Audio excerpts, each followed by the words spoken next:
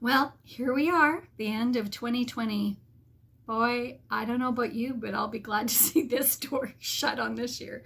Holy cow. And I don't think we're out of the woods quite yet. I think we're going to be in this process of the unknown for a little while.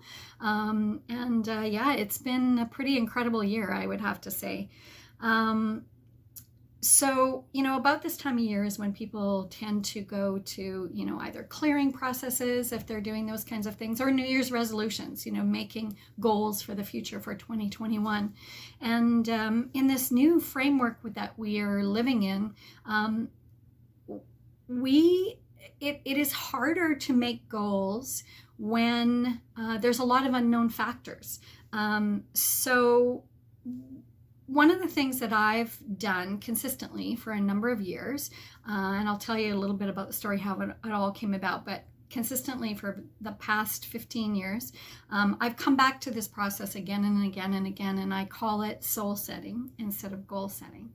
And it's kind of a counterintuitive thing. It doesn't seem like it should do anything, but honestly, it's created absolutely magical, wonderful things in my life. And so how, when I started, where it came from was actually a New Year's Eve back in, I believe it was the end of 2004, beginning of 2005, which is crazy to think that it's, more than 15 years ago now. And I had gone out for a New Year's, and it was a fun New Year's. I'd gone to the El Dorado with a bunch of friends and, got all fancy dressed up, did all the sparkly things, and, enjoyed the evening that they put on, probably paid too much money for being there because it was New Year's, you know how it is. And I came home, and oddly, I felt, even though I'd really had a nice evening, I felt really empty and really, just this empty feeling, like I'd done all the things I should do to make me happy for New Year's, because I've gone out and I'd had this social event and I'd done all these things, but I felt sort of this emptiness inside of me. And so I decided to sit with that and started doing this writing and reflecting process that has now been called, that I call soul setting. And it wasn't called that then, but it is now, because that's what happened. So I did that process, and I committed to not only the process of, writing it down, but I committed to something simple action that I did every day, every week, for as long as I possibly could. And the crazy thing that happened out of that was it inspired me to pick up my guitar again. It got me connected to a spiritual community. I ended up being in a band. I ended up performing. I ended up writing a bunch of music. I ended up with a CD release party inside a pyramid at Summerhill Winery, all of which I would never, ever have accomplished if I'd set them as a goal, which is the interesting point here. The next time I use it, I ended up being inspired to go across Canada. And again, never would have done that if I'd actually decided to set a goal, because it wouldn't have happened.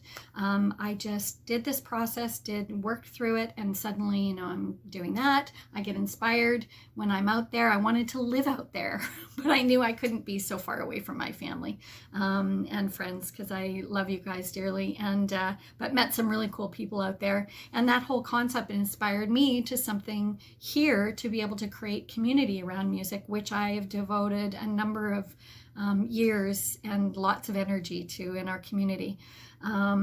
So that at this point is a little bit not happening. We're in a time where we can't get together the same way, we can't perform the same way. A lot of the same things that I've been relying on for my the vibrancy in my life and the creativity and creative outlets and just community connection just don't exist right now. So I'm revisiting this process again.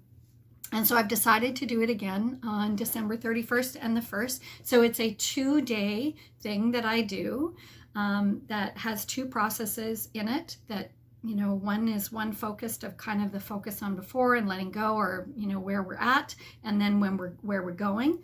And Then what happens is there's basically 3 simple action steps that I can take as long or as short of a time for the next whatever. I'm going to commit at the beginning to just the 30 days, so to January, for the end of month of January, and revisit again probably at the end of January and into February and see where we're going, because things are changing so quickly that it's hard to make a goal, I think, for the whole year, because we actually don't even know what that's going to really look like.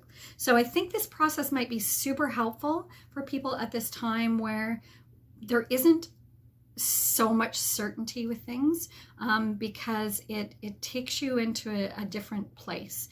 And so what I would like to do is I would like to offer up to anyone who wants to join me, I am going to make some sort of little instruction videos as to how you do this do this process, and it's free. It's not going to cost you anything. So I just really am interested to see if it just works for me or if it works for other people too, and maybe it will help you, give you some, I don't know, inspiration or peace or something in this next little while. So if you're into it and you want to do it, please let me know. You can send me a private message in Facebook, and I'll get you the information and get you a little email so we can sort of, you can figure out how to do this. And then we'll give you some private links. I'll put them on my YouTube channel, but I'll make it a private one that not everybody can see. And then I'll walk you through the process. And come and join me if you feel up to it. And let's see what happens. See what happens in 30 days, and maybe take it 90 if we're enjoying it and we want to see where it goes. I'd love to share it with you. And I'm going to do it regardless. So if you want to come along, you're welcome. So let me know.